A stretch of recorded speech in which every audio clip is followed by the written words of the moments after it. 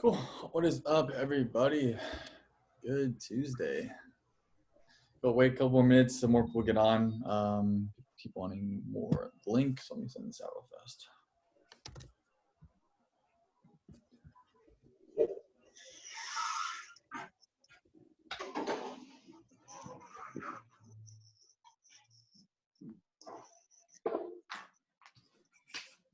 So today should be a fun one, and it's kind of how I made my money. We're going to go over marketplace arbitrage and kind of like the arbitrages between marketplaces in general. This is honestly my favorite topic by far. Cool.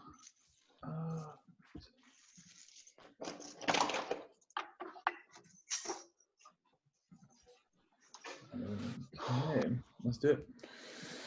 I'm kind of sharing my screen. So my background is pretty much marketplace arbitrage in general, but this can be used in every sector of resale, right? Because that's what we're looking at. As a reseller, we're looking at what marketplaces we're buying from to what marketplace we're selling at. So a big one that we see across the board is garage sales, right? Garage sales to eBay or garage sales to OfferUp, right? If you kind of segment each marketplace, right, you can then see, okay, there's arbitrage in between. What I mean by this is, let's say there's garage sales. There's even like Facebook Marketplace is a big one. There's Macari. There's auction sites. I need an extra mouse next time. Auction sites. There's all these different like platforms people are selling on, right? So the biggest one that like people really start out with is like garage/thrift stores. These are its own marketplace, right? Each time you go to a garage sale, that's literally a little market. I think of it as like back in like the Sahara Desert, like Egypt. There's markets along the Nile, right? Each market you can see is different. And each time you go to, there's different ways to arbitrage that as much as possible. So all these different marketplaces are super helpful. And then there's all this arbitrage in between, right? You can go to garage sale and then flip on Facebook Marketplace. You can go to on Facebook Marketplace and flip on Macari. You can go to Macari and flip on an auction site. It's all dependent on really your niche, right? Because your niche is going to be the main way to grab those products. So with like me personally, I was doing eBay to Amazon arbitrage. Some Macari, I was only doing shipped, right?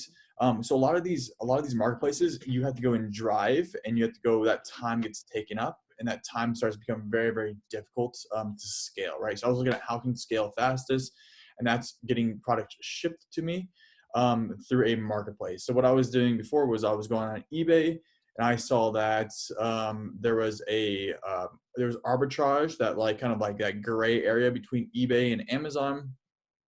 And again, you can see this in almost all marketplaces, if not every single one. I was saying, okay, eBay, there's discounted products. So you look at what marketplace are you selling on, and you can buy off that.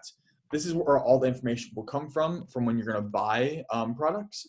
And then this is where you're going to be buying the products, right? So you got to make sure, for me, it was making sure that Amazon could sell this product. So what I was doing is I was looking at sold comps to keep a graph, like just kind of sold what was selling on this Amazon platform.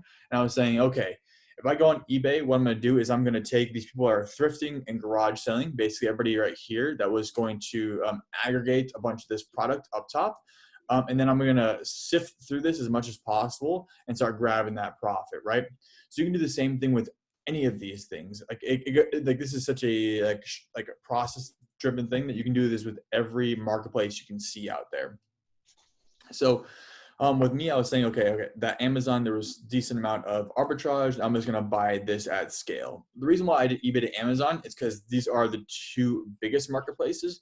Look at depth of the market and depth and width of the market, right? So in all e-commerce, eBay controls 6.6%. And Amazon is a 50+ percent in the United States, right? I think they're probably like 51, 52% in total in the United States. So I was saying these are the two largest markets. I'm going to go capture these, right? You can kind of see the same thing in the garage and thrift. These are if you go to a community garage sale, you have a much better chance of getting a bulk product. Basically the same concept. You want to find depth in terms of how much how much actual value they have in that marketplace, and then with in terms of the product categories. This is how like I think about it. And the ones that happen, you can just start buying off that. Again, there's different ways to do this as well. Let's say you're an eBayer, because a lot of people right here are going to be eBayers. What I would do is I would look at what markets have discounted products that you could sell on eBay, right? Again, we all know the garage sales, but like even I would start looking on Mercari. Again, I like shipped items. I would start looking on Mercari. I would start flipping eBay to eBay, right? How you can do eBay to eBay is look at lots, buy lots, or what Michael Clapperton last week was saying. He's buying stores that are going out of business or just wants to liquidate products.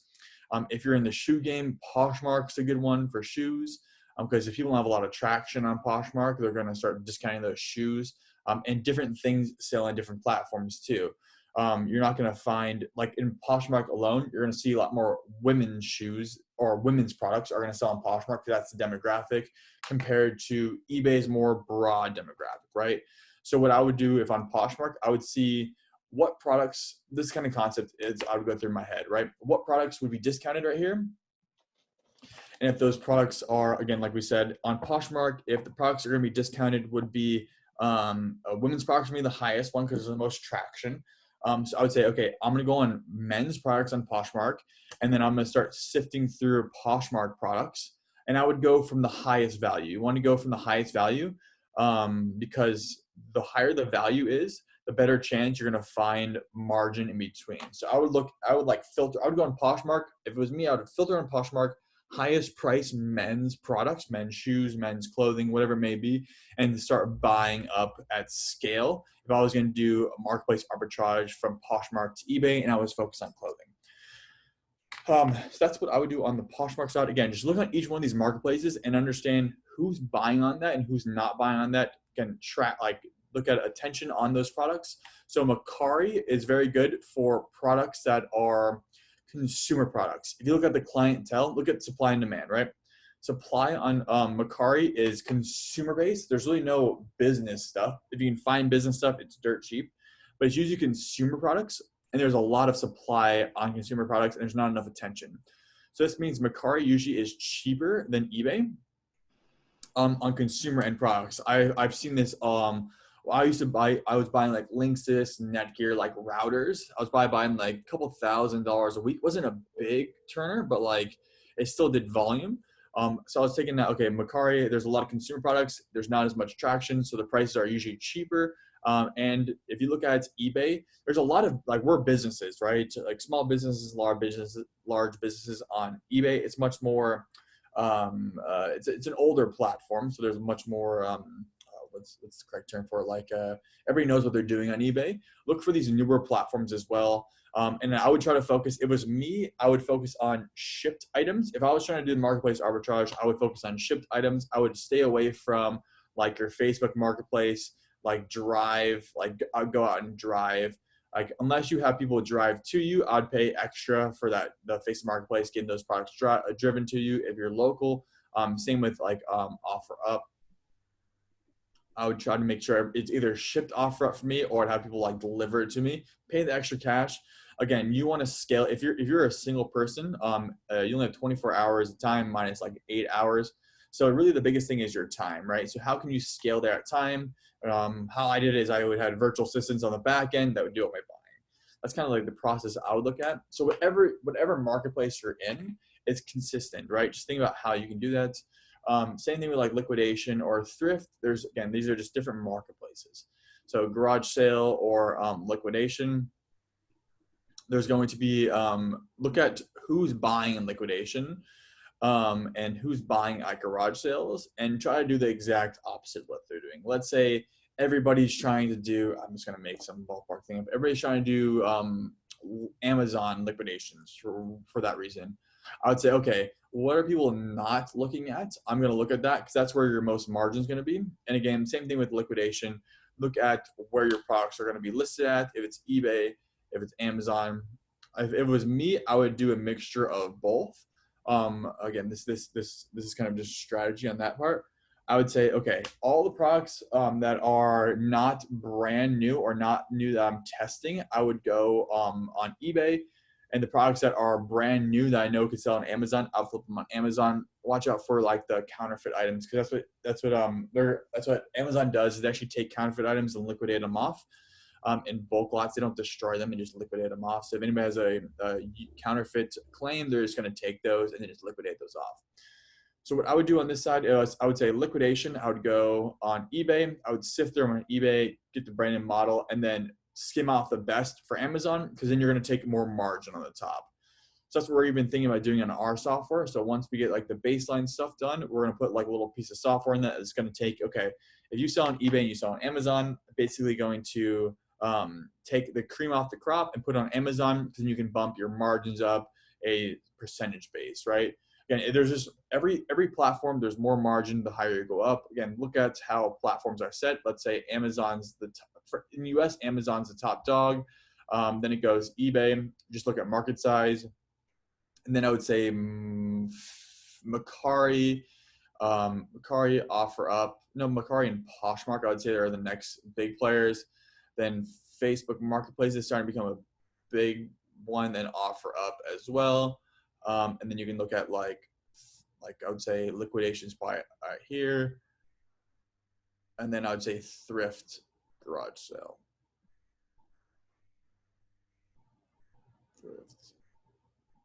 Thrift/garage. Say G. So again, each time you go up, is going to be arbitrage, arbitrage, arbitrage, arbitrage, arbitrage. And if you get really sophisticated at this kind of stuff, you can then take each arbitrage and then you can really scale that up, and you can niche down particularly good. A good one is like even like auctions, like going to like Auction Zip, and I would find like online auctions. So how we're a good thing in the United States would be Auction Zip. There's probably different things in the UK as well. So what Auction Zip is basically, this is a marketplace, right? So people are on here, and then there's sub markets inside this. Look for things that people are selling at scale, people don't know about. This one's kind of cool, Pokemon cards. Oh, and first editions too. So like right here, like this could be a opportunity. Let's say these are all first editions, and some are, some aren't.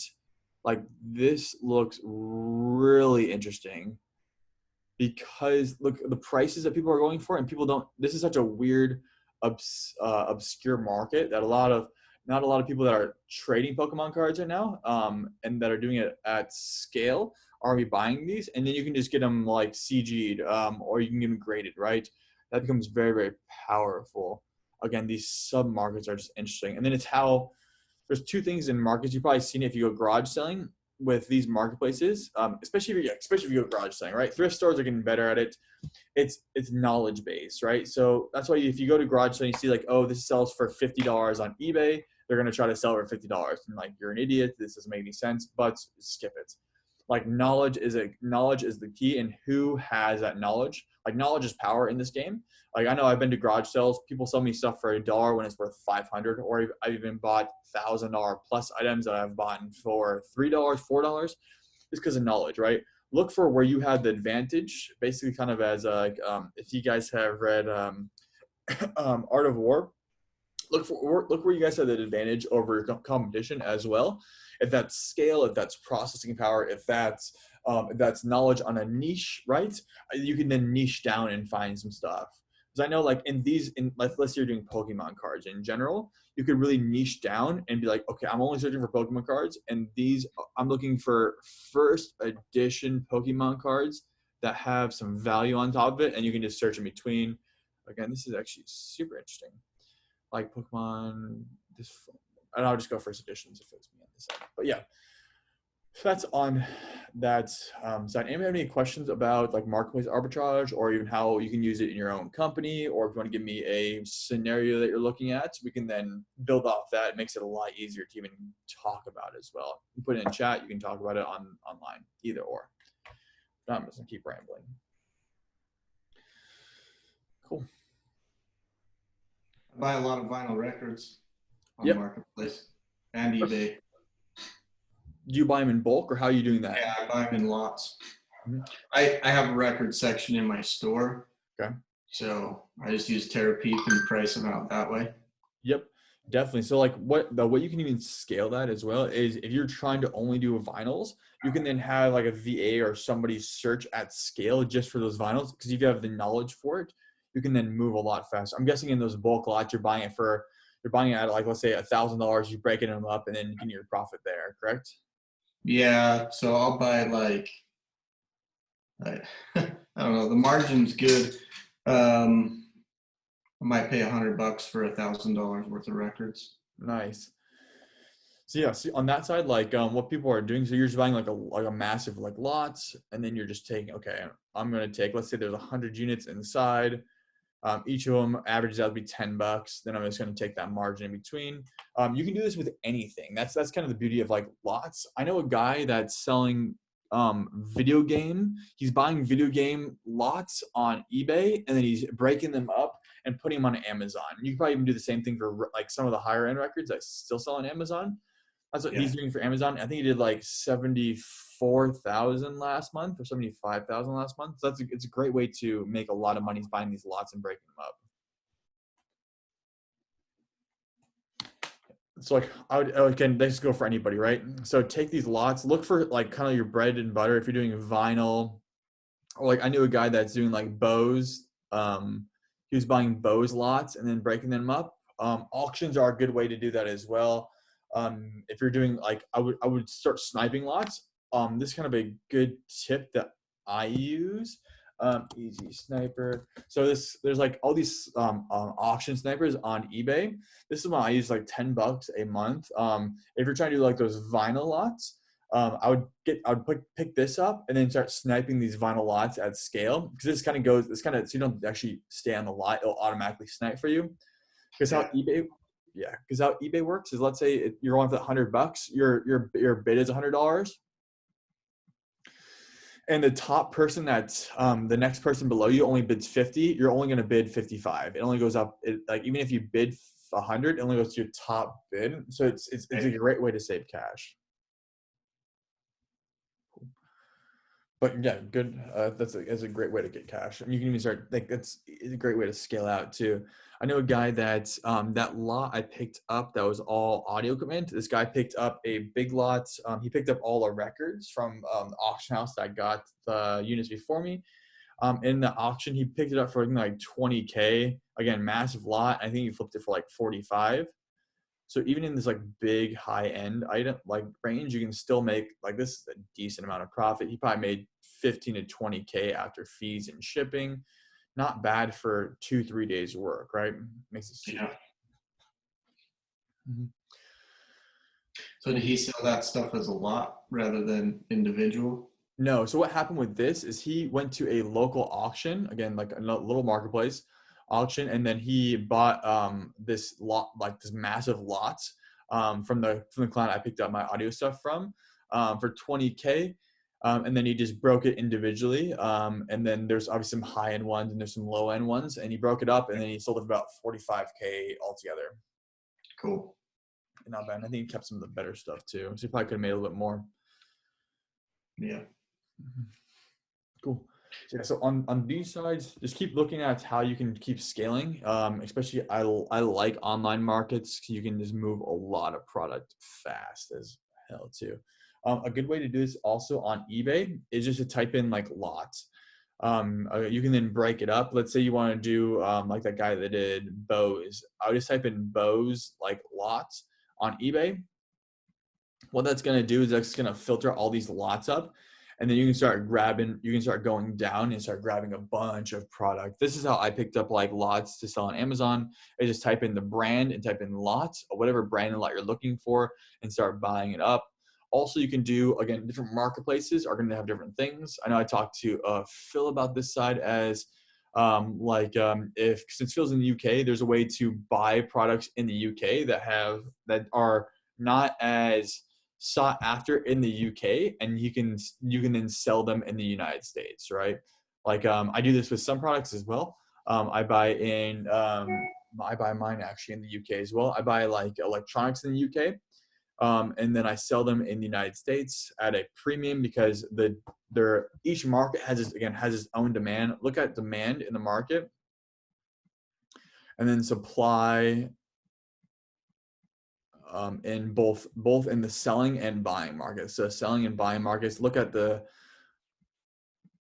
each section and look at, okay, where is the demand coming from? Is my demand higher in this marketplace or lower in this marketplace? If the demand's lower in this marketplace and it's higher in the selling marketplace, you have a good chance of taking that arbitrage, and that's where you can make a ton of cash. And it's like super, super scalable, which is kind of cool.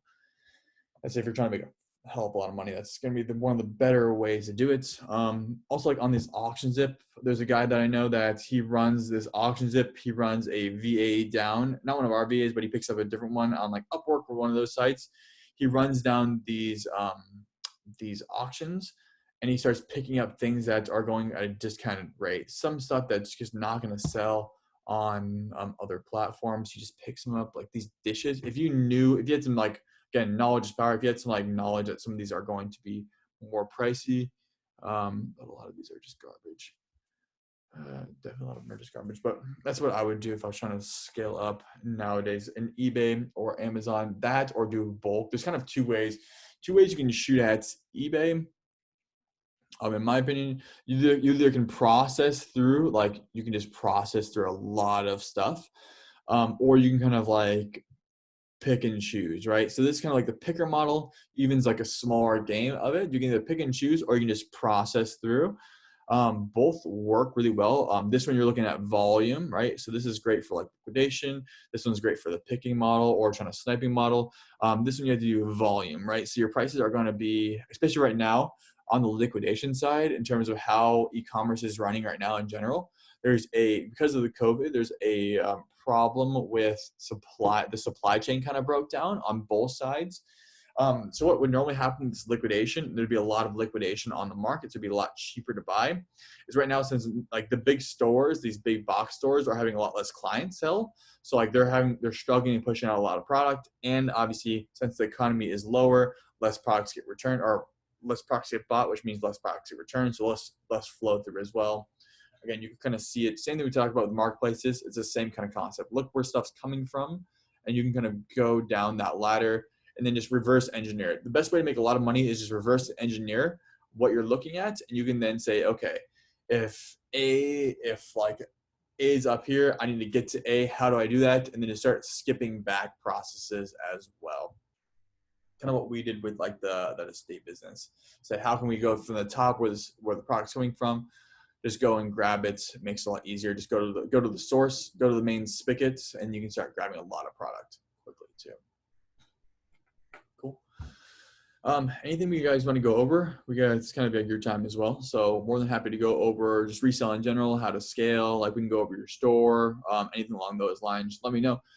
More than happy to work on it with you guys.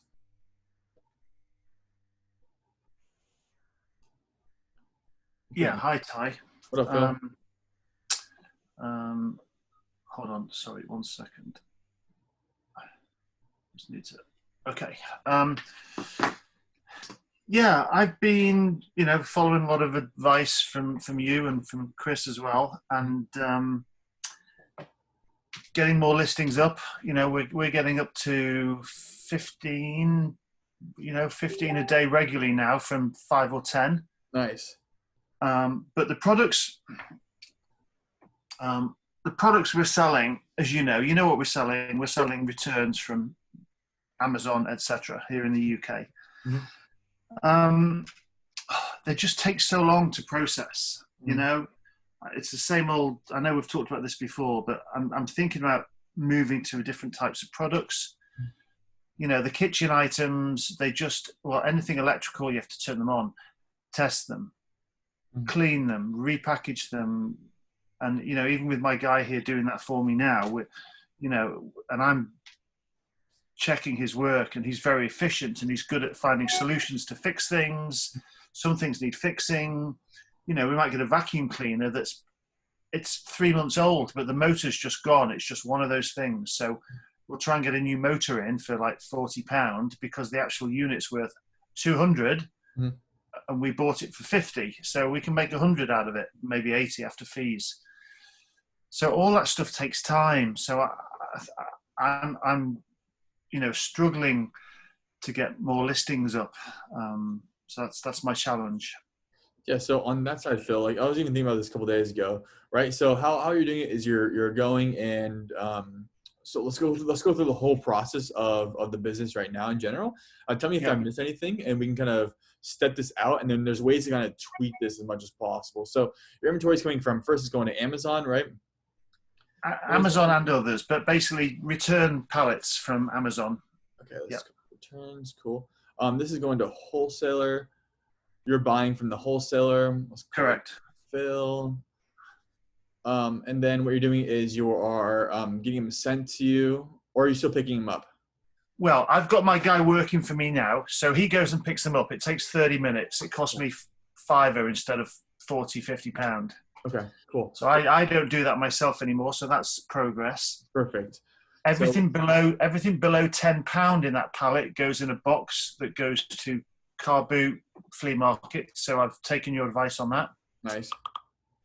And then the rest of the items, 70% of them work, and they just need a clean and photograph and listing. Mm-hmm. The other 30% either are broken or need repairing. Mm-hmm.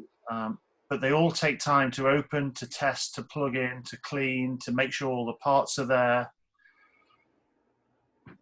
So that's the time. But there's money in it. It's but I'm not getting enough time in the day to get enough listings done. Yeah. So let me make sure this is the full listing. So Amazon to a wholesaler goes to you, Phil. Your guy's picking him up. You're then checking, repairing him, and then you're going to eBay or Car Boots. eBay, you're doing your photos. And then you do most of the we probably send you 80% of the listings now. Make to then shipping. It's kind of your full flow. Yeah. We do put some of the larger items go on Marketplace, on Facebook Marketplace, because they're just too big and too costly to ship. Good call. Cool. Yeah. So Facebook. And then are you running what's your margin on this kind of stuff right now?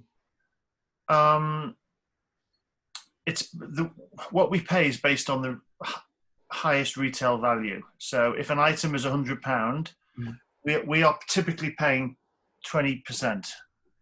And then is that what you're selling it for, or do you know the first thing I would say, let's get like your cost of goods. So you already know your cost of goods. I would even start looking at your margins, right? So I would start running your margins on this as well. Like you always just want to know your return on investment, right? Because if you know this should help, and then say, okay, then you can say, okay, if I'm only making, let's say you're making, I'm just going to ballpark numbers. Let's say you're making 50% on your money, and you're like, I don't like this, or I do like this. You can then either scale or try something else, right? Because if this is going to be super important. So I would say this is probably what I would see is if you're looking to do something else, first I would see your margins right now. And then I would step down as well, and I would do your full cost analysis. One, how much your weekly employee cost, your overhead, your rent, and kind of get like how much money are you making, and then you can always switch or you can scale. Those are kind of the two things I'd be looking at. But up top here, okay, so basically these things are already built in place. You have a guy picking up the repair and check. This is the two things you can do that would be interesting. Instead of having your own guy repair, could you find is there any way to get a company to repair this at scale so you guys don't have to worry about it? Because the less variables you have, the faster you can move, right? Let's say, is there any way? Maybe I would even start looking at like some way to quicker. Yeah, I don't know if there's enough margin in it to then add an extra layer of cost. Mm-hmm. That's the challenge. If I, we've still got to empty the pallet and test them to know that they need repairing. Mm-hmm. And each item, it's so wide and varied, from kitchen scales to vacuum cleaners to curtains to mirrors to games to kettles, toasters. Mm-hmm. It's so wide and varied. Some of the items go straight for listing. They don't need touching, except maybe just a wipe down because it's got greasy fingerprints on it because somebody's taken it out of the box. Yeah. so some things take minutes, others, we can spend an hour doing a repair, but it's worth it if we can make £100. Mm-hmm. Yeah, I'm looking at like to get like that vacuum repaired. Like I would see like how much would it cost? Like if you do a lot of those vacuums often, I would say how much would it cost to do one of those vacuums, right? Or what I would even look at is like if you're getting this down, you're like, okay, like a girl that I know out in Arizona, what she does is she goes to companies. I would start like if the product choice or the product variety isn't what you're looking for, again, I would say know your numbers is very, very important here. If your product category or your what you're trying to buy, then I would try to switch this, right? So first try to run your numbers. Yeah. You can have somebody on Upwork or Fiverr do it, or you can have us do it. Doesn't matter, or you can do it yourself. There's no right answer on that side. I use accounting software, and I've got a bookkeeper who does all the numbers for me. So, we're making money on everything. Mm-hmm. Everything we sell is profitable. Mm-hmm. Is there any way to take yourself out of this situation so you can focus on, like, if it was me, like I would be focusing on, like if I was in your shoes, I would try to automate this as much as possible. Even if your guy can do only 12 listings a day, right? You're maybe minusing 3 listings, but you're completely out of the system. And then what I would try to do is I would focus on the top getting better product, right? Because the money's when you buy, not you sell, right? So I would start like focusing on that. Or another way you could do this, kind of like skin the same beast, is I would try to find multiple wholesalers or multiple people doing what you're doing around you, right? Kind of communicate. Yeah. And I would buy from the next stream up, right? Because that should increase your margin by at least, because right now these guys are going to like Amazon stock.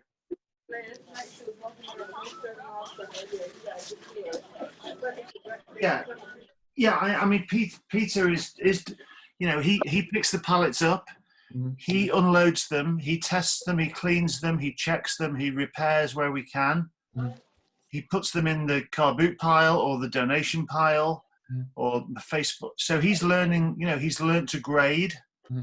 So I'm maybe only 3 or 4 weeks away from him being able to do that on his own. Okay. Without getting another employee. Sorry, what was that? Another staff. Well, yeah, exactly. That's the next kind of step, I guess. Unless I get replenishables, I do the shipping myself still. That doesn't take me, long each morning. But he'll be able to do that eventually as well. Is like what these wholesalers are doing right now is they're eating some margin up, so they're going to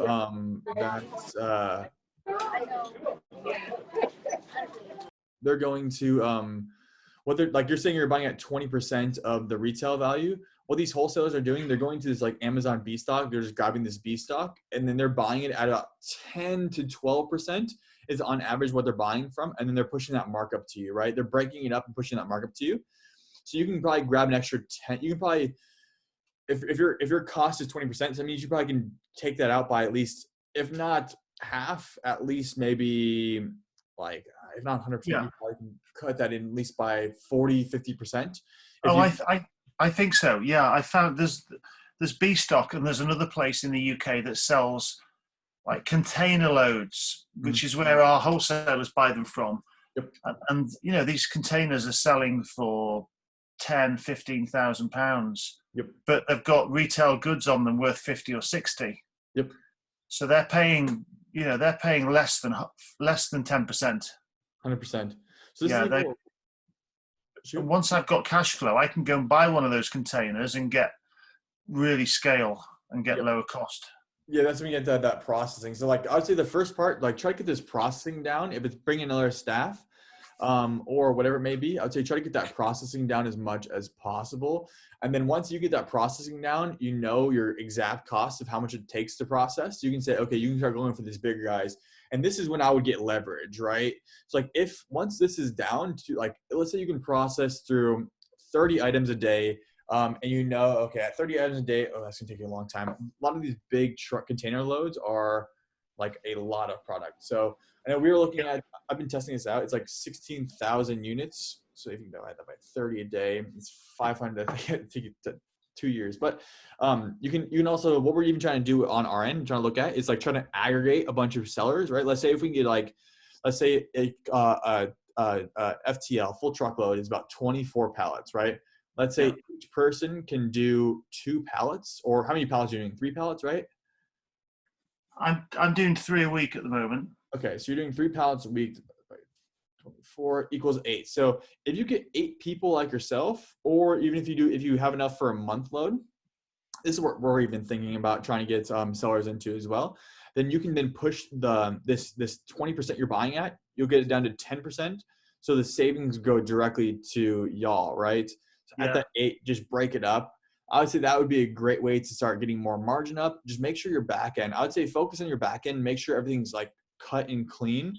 And then either get leverage. Once that back end's ready, you can just leverage. If it was me, I would lever up, get some like debt or like a PayPal loan. PayPal kind of expensive. I'd try to do friends and family first, credit cards, and then PayPal loan. Lever up and then scale. I have to say, Ty, I don't talk too much of my personal finances, but I could spend 15 grand on a truckload of 24 pallets. Mm-hmm. I'm just a bit scared, that's all. And knowing how to deal with it. I haven't got the room for 24 pallets here. My unit's too small. That's the other challenge at the moment. Yep. Then the best way to solve that is aggregate. So like grab. Do you know 5 other sellers in the UK that do something similar? Yeah, I know. Well, I know a couple. Oh, like even if you guys, let's say you can have 2. Do you have enough for like 6 pallets at your location? Yeah. So then then you only need 4 people, right? So I would say try to get 4 other resellers and then get all you guys to put in cash, or what you could do if you really wanted to, is you could then make a markup, right? Say, okay, this is what kind of like REITs do, real estate investment firms. They grab a bunch of cash. There's different ways to solve, right? So whatever you guys are doing in terms of like volume, it's just about solving these issues or solving these problems. What I would do is I would say, okay, if you have that 15K or whatever it may be, let's say 15 and 20K, you can say, okay, I'm gonna buy this massive load as long as you give me cash up front. Let's just say everybody gives you 5K up front. You could then take a percentage off the top, even if it's dirt cheap, right? So since you already have people lined up, you can say, okay, I'm gonna buy this product. I'm gonna take a fourth of it. I'm gonna give the fourth away. That means you can then take 2-3% on this money, and then you can at least get some cash out. If you get 2 to 3% on, let's say you're buying it at 10%, you charge 13%. You're making 3%, times that by 4. You could literally pay for your pallets, and they'll be free. Yeah. That's the way you can do it as well, right? And then I move over into the realms of becoming a wholesaler. Yeah. So like it's more or less like the practicality of what you're doing already. I like resell because you'll always be able to build that up. I would say this would be the main focus, is to move product. Once you build your process up, then I would say you would want the whole 24, because you're gonna make a lot more money. You can always wholesale them online, but you make a lot more money when you retail it. So like the flow that like you could then take that wholesale, and then all your leftover garbage or whatever stuff that you don't want to deal with, you could then, what big time guys are doing is they're picking off the top, right? So they're picking off the top of these like pallets. Like honestly, your wholesaler is probably doing the same thing, right? They're going to take the best of the best off these pallets and then wholesale the rest out. So I would do the same thing, but I would take out stuff that you could sell, and then you can wholesale the car boot stuff out to like a Dollar Tree, like we have a Dollar Tree in the US, right? Or some other way to do it. There's different ways to solve these problems. That's more or less like the concepts, right? If you can solve, you can then scale. Yeah. Cool. I do have to shoot off.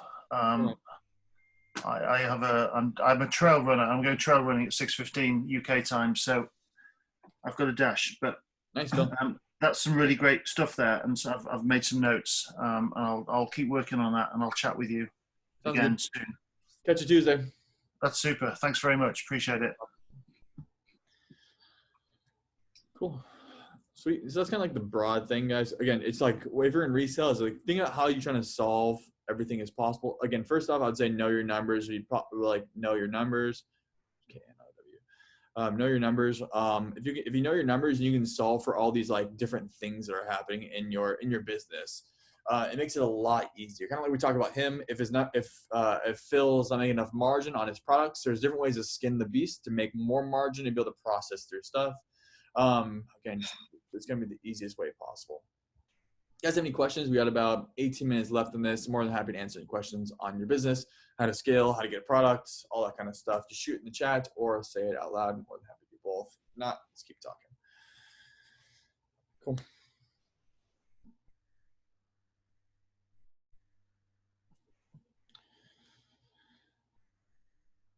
Sweet. So on like let's just go to here we go, Hammock Accounting. Are my numbers in the Hammock Accounting? Michelle's asking, in the Hammock Accounting, are my numbers calculated for me? Yeah, so we'll get you, and what we do for accounting is we can get you your gross net. So your gross net is before cost of goods.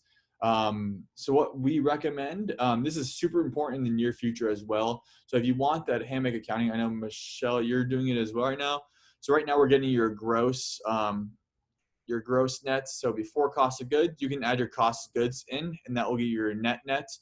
This is important just up front. So what we're doing is we're grabbing your item, what it's sold for, minus fees, minus shipping, giving you that gross net. And then if you add your cost of goods in, we can give you your net as well.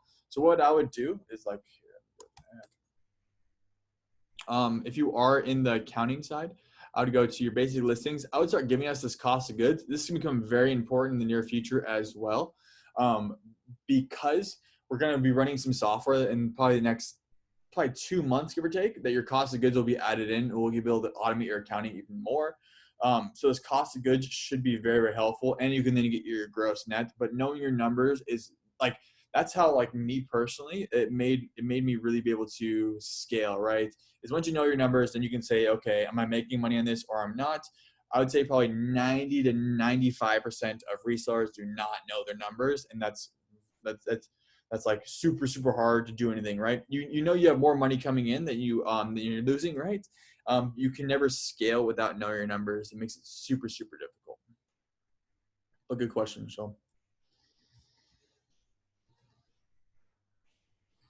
Cool. On the knowing your numbers part, kind of goes in that scale section. Let's say you see that your cost of goods, you can divide this out, right? Say your cost of goods are 50% of your sale price, or even your gross sale price after fees, right? You can say, okay, if this isn't working, you say, I can't scale because my staff cost me, I'm just gonna make up numbers, $500 a week. My overhead is $1,000, and I'm only selling $4,000, right? That means you're only making $500 a week, and we want to be able to get out of that. In that side, I would say if you're only if like this kind of number you're looking at after all costs, so your actual margins on your cost of goods, let's say it is 2K, and your sale price is 4K, and you're making about $500 on that. I would say you don't want to pay yourself this $500, even though it sounds very, very enticing. Get this cost of goods back, and what I would use this $500 is be able to use this for your systems and processes. I'm doing that right now, but I'm having them process. However, they have access to my personal Excel and cost of goods in that. Cool. So Michelle's saying I'm doing it right now, but I'm having them cross list. However, they are accessing my personal Excel. Pull cost of goods. Yep. So just let your VA know. They'll be able to run your numbers a little bit easier since you have your cost of goods. They can then calculate that a lot better. Then they can give you your net after all costs, so you know how much you make. So at this $500, whatever amount of money you're trying to shoot for in terms of like paying your salary or having a salary, you want to try to overshoot that. Let's say you want to make $2K a week. So realistically, you want to try to be making $3K, and you can pay yourself that $2K, so you can continue to grow your business at that $3K.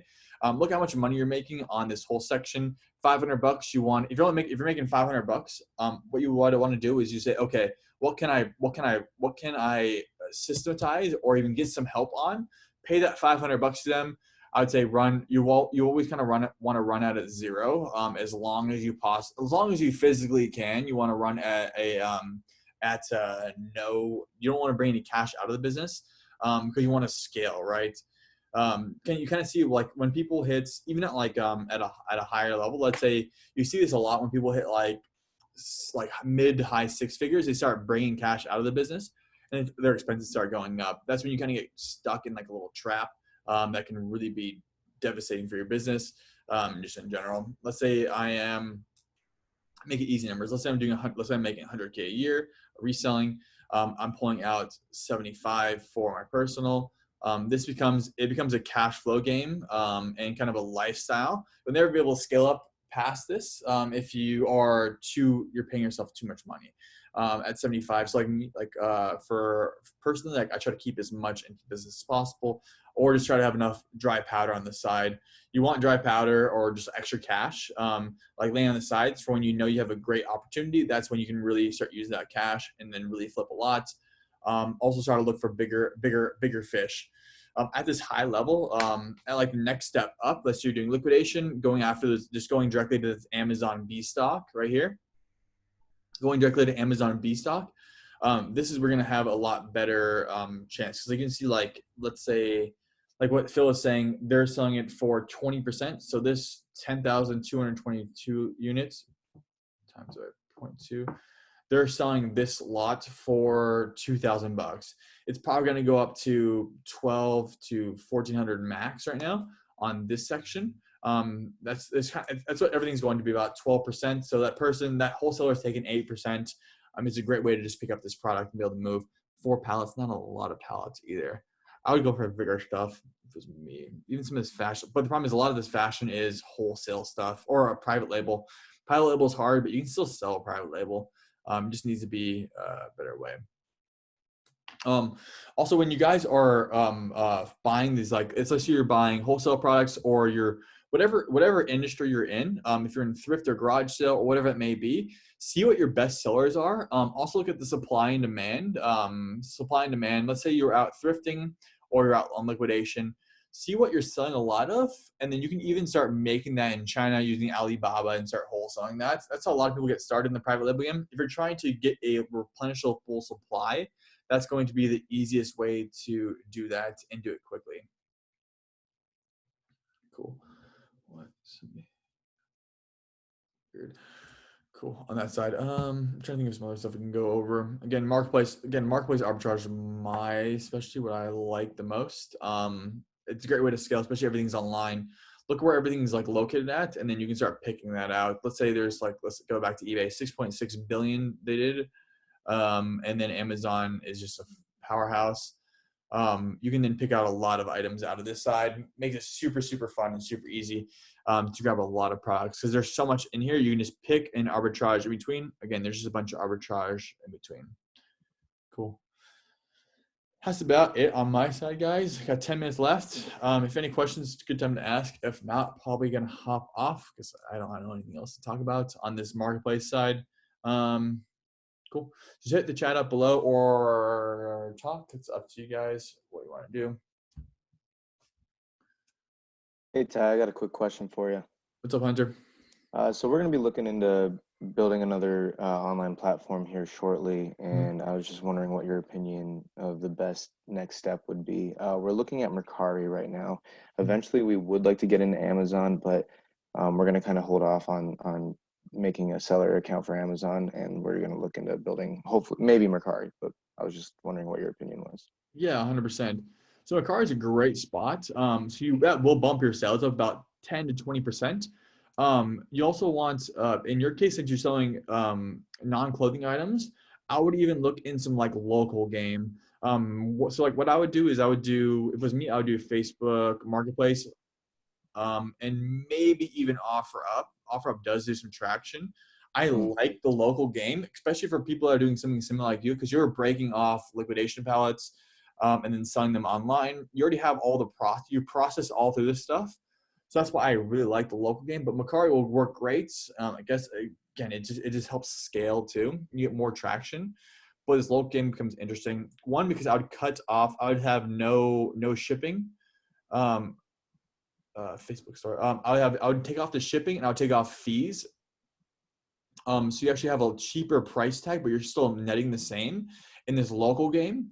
And then I would never drive anywhere. I would have people pick up. If you're not comfortable having people pick up at your location, I would just put it outside your door and have people Venmo you. I like cash for obvious reasons. Cash is king. That's more liquid, right? It makes it super helpful. So I would say this is like, if again, I would go Mercari and then Facebook Marketplace, and possibly OfferUp. OfferUp does do some traction for sure.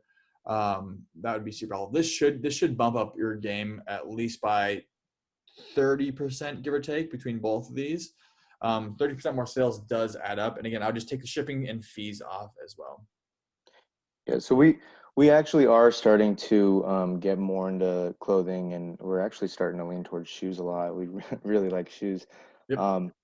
But after one of our pallet purchases that didn't end up so well, we're kind of straying away from the returns. We did just purchase another pallet that was overstock, and that's working out way better. And most of the items are small to medium, so they're a little easier to post online and ship out. And then that last pallet I had told you about, all the items were a little bit bulkier. We're still sitting on a couple of those, but anyway, so I was thinking maybe Mercari as well for the smaller or medium to smaller items instead of the large bulky items. And with the overstock pallet too, we actually don't have to test as much either, so that's cool. Yep. 100%. Yes, I like overstock a lot better than basic returns. You are going to pay a higher price tag, but if you can sell them fast, maybe that back end legwork, it becomes helpful. Yeah, absolutely. What percentage base did you buy that liquidation pallet from? Let's say the retail value was 10K. Did you buy it for 20% of it? The last one? Yeah.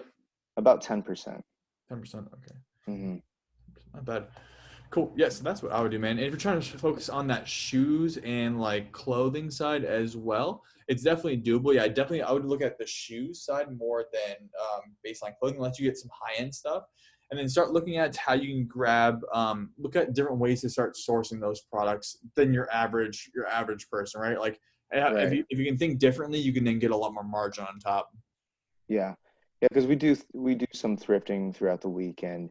It can be time consuming, but it is fun. It is more fun than going out and buying pallets and going through those things. But I like what you're saying about arbitraging marketplaces. I've been hoping to get better at online arbitrage. I haven't really dipped into it yet, so that's something we'll be exploring too. After watching your presentation today, I'll try that out.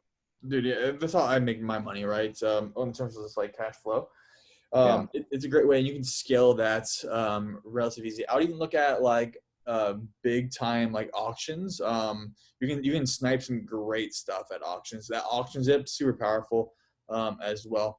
Also, like, do you like go if you're trying to do shoes? Like, when you do shoes, do you go to like estate sales too? Yeah, we'll go to garage sales, estate sales, whatever we can find, honestly. Yeah. So these estate sales, especially right now because of COVID, they're struggling moving a lot of products. If you're trying to get into shoes and clothing, I would just reach out to these guys. Whenever you go, they're like, hey, I buy like bulk shoes at the end of these sales. I pay $1 a shoe or $1 a pair of shoes. And they'll start trying to build up that like network that's going to feed you products. Right now, it seems like you're going out and grabbing products, right? So like you're going out and trying to find these products or buy liquidation, which is relatively coming towards you. Makes it a lot easier if you have supply that comes towards you instead of having to always go out and start like picking. I like picking too. It's fun. You make some good money on picking, but it becomes very, very hard to really get a lot of product. Yeah, I agree. I like that. I'm going to try that out. Oh, yeah, definitely. And if you also like, this is kind of a tip for anybody as well. Look at other ways you can then like, let's say you're going to an estate sale, and the estate sale, or even realtors are a great example. You can start like thinking about how to do it at scale. Let's say you have a estate sale that like has extra product. Let's say shoes and clothing, right? / clothing. You can. This is what I did with furniture back when I did a estate company. I would take this. We would take furniture. We'd take it to consignment stores, right? They'll do all the selling for you. Sure, you're only making 50% or 40 or 60%, whatever the split is, but you're doing nothing, right? They'll sell it to you, and it becomes very, very good cash flow. If you can get like free product too, it makes it super helpful. But if you can start buying, if you can start getting bulk items, not like the non-traditional ways, you can get a lot more inventory a lot quicker. Awesome. Cool. Michelle, how do you feel about Facebook store option? That's a great way. Facebook stores are going to blow up. Just the amount of traffic people get just in general. Rita asked the best way to communicate with your listers. The best way to communicate with listers is going to be through WhatsApp. WhatsApp's going to be the best way by far. Download WhatsApp. That's going to be the best way to communicate with your listers in general. You just can talk to them. It's easy to kind of get like any kinks or any like way that you want to do it more streamlined. And WhatsApp's going to be key. Just message them because email email's a pain. Honestly, it's very is a pain in the butt to do email. It's just for everybody too slow. The feedback loop isn't there.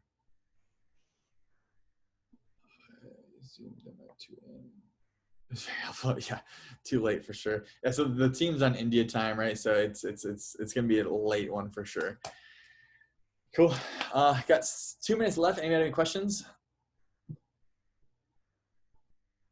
If not, guys, when you just start focusing on start breaking down the business, once you get the processing done, once you feel comfortable with processing, focus on sourcing. Think differently. Be different. That's how you make more money than your average person. Be the 1%, not the bottom 10. Cool, 100% guys. Other than that, have a great rest of your week and keep on buying. See you guys.